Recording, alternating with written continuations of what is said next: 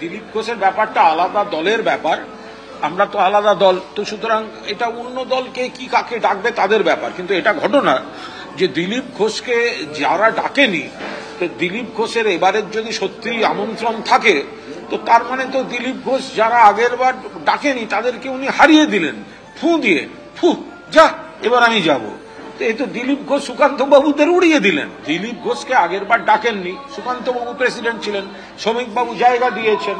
তো দিলীপ ঘোষ একজন সিনিয়র বিজেপির, তাদের সঙ্গে আমাদের আইডিওলজিক্যাল ব্যাটল, আদর্শগত লড়াই।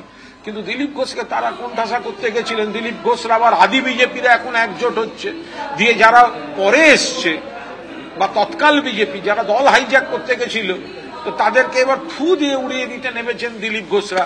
আমরা দেখছি, মজা দেখছি। আগামী 18 তারিখ প্রধানমন্ত্রী আসবেন বঙ্গে, আর 18 তারিখ দুর্গাপুরের সভায় উপস্থিত থাকবেন দিলীপ ঘোষ।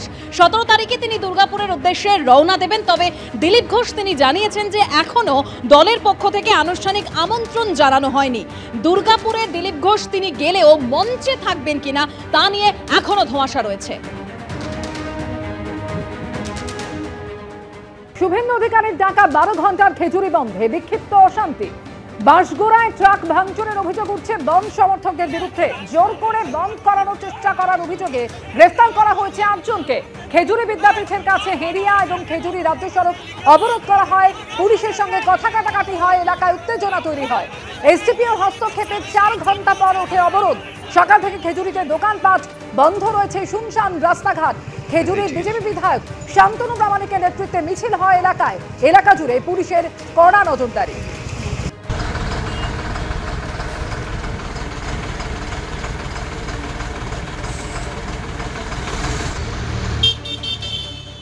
गत 12 जुलाई भोर बेलाয় খেজুরি থানা अंतर्गत কালমোড়ে 2 জন ব্যক্তিকে অস্বাভাবিক মৃত্যু হয়েছিল।